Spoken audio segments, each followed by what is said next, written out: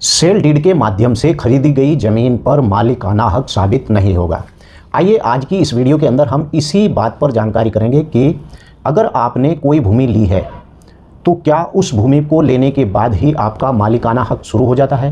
विस्तार से इस वीडियो के अंदर बात करेंगे, लेकिन उससे पहले आपसे गुजारिश है कि आप अगर लोग मेरे इस YouTube चैनल पर पहली बार आए हैं तो कृपया चैनल को सब्सक्राइब कर लें और हाँ, बेल आइकन की घंटी को दबाना बिल्कुल ना भूलें, क्योंकि ज़मीन से संबंधित और अन्य मामलों से संबंधित मैं इस YouTube चैनल के ऊपर बहुत सी वीडियो बनाता रहता हूं और ऐसी ही वीडियो मैं लेकर अपने YouTube के ऊपर आता भी रहता हूं। सेल डीड आखिर क्या होती है और सेल डीड का अगर आपने किसी से कोई भूमि ली है तो उस पर सुप्रीम कोर्ट ने क्या कहा है कि सेल डीड के माध्यम से आप उस भूमि पर मालिकाना हक यानी नहीं जता सकते हैं, केवल सेल डीड के माध्यम से। तो चलिए वीडियो को विस्तार से शुरू करते हैं। सबसे पहले जान लेते हैं कि सेल डीड आखिर होती क्या है और इसकी पूरी जानकारी मैं आपको इसी वीडियो के अंदर दूंगा ताकि आपको इस बात की जानकारी हो जाए कि सेल डीड आखिर किसे कहते हैं, क्योंकि मैं अपने इस YouTube चैनल के ऊपर सरल भाषा में समझाता हूं ताकि आपको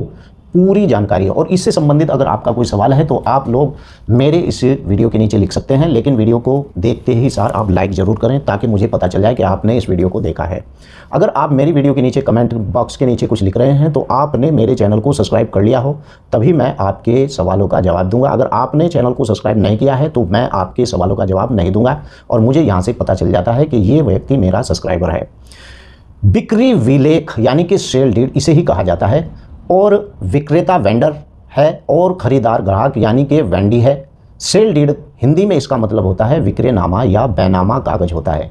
यानी कि किसी भी तरह बिक्री विलेख को मराठी में अर्थ जो बिक्री करार है, और इसके अलावा कुछ मामलों में लोग कभी कभी बिक्री विलेख यानी कि स्वतंत्र विलेख के रूप में भी संदर्भ करते हैं। इसे ही सेल डीड कहा जाता है। हालांकि कानूनी संदर्भ में बिक्री विलेख और स्वतंत्र विलेख में भी अंतर होता है। तो चलिए मैं आपको बताता हूँ।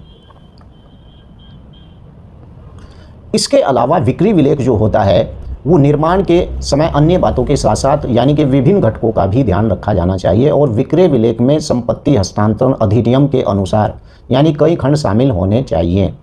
विक्री विलेख में दो पक्षों के दायित्वों और अधिकारों को लेकर यानी संपत्ति का विवरण तक सब कुछ यानी शामिल होना चाहिए। और विक्रय पत्र यानी बनाते समय सबसे पहले विक्रय पत्र का ड्राफ्ट अवश्य लिखें और बाद में खरीदार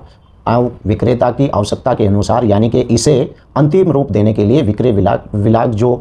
विलेख ड्राफ्ट में कुछ यानी खंड जोड़े या घटाए जा सकते हैं। यानी कि एक पूरा परफॉर्मा होता है, उसमें बेचने वाले का नाम, उसमें खरीदार का नाम, उसके अंदर पूरी प्रॉपर्टी जहां आप ले रहे हैं उसका खसरा नंबर, उसका खतौनी नंबर, लेने वाले व्यक्ति का पूरा अस्थायी पता, देने वाले व्यक्ति की खतौनी नक्शा, सब कुछ उसके अंदर होता है। और फिर उसके बाद स्टैंप ड्यूटी लगती है और उसके बाद एक रसीद कटाई जाती है, तब उसे विक्रय विलेख को यानी रजिस्ट्रार के दफ्तर में उसे रजिस्टर किया जाता है। यानी कि मैंने कोई भूमि किसी व्यक्ति को बेची है उसे विक्रय विलेख या सेल डीड भी कहते हैं।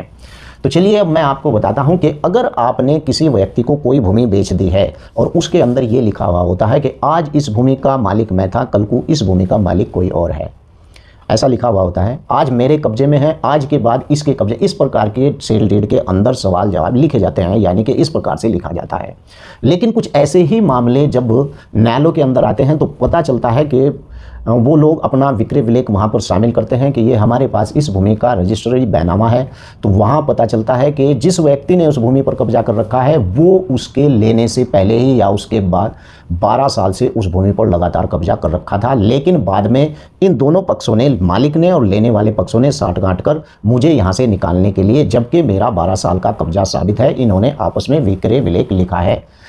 तो यहाँ पर अगर आपका किसी भूमि पर 12 साल का कब्जा है, भले ही किसी के पास रसीद हो, भले ही किसी के पास बैनामा हो, लेकिन कंडीशन के अनुसार अगर आपने उस भूमि के ऊपर कब्जा आपका 12 साल तक है और कब्जा आप वहाँ पर दर्शा देते हैं यानी कि आपके पास उसके पूरे एविडेंस होते हैं, तो यहाँ पर लिमिटेशन एक्ट 1963 के आधार पर आप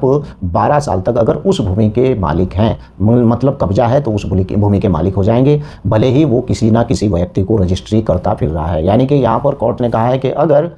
किसी व्यक्ति ने किसी भूमि का रजिस्टर्ड बैनामा ले रखा है तो बैनामा लेने के बाद भी आपका उस भूमि पर कब्जा नहीं है तो ये समझ लिए कि आप उस भूमि के ऊपर मालिकाना हक नहीं जता सकते जब तक कि आपका उस भूमि के ऊपर कब्जा नहीं है। वीडियो कैसी लगी है और आपका भी इसी से संबंधित कोई सवाल है तो वीडियो के नीचे लिखें, लेकिन वीडियो के नीचे लिखने से पहले आपने मेरे चैनल को सब्सक्राइब कर लिया हो, चैनल और वीडियो को लाइक कर दिया हो, तभी मैं जवाब दे पाऊंगा। जय हिंद, जय भारत, खुदा हाफिज।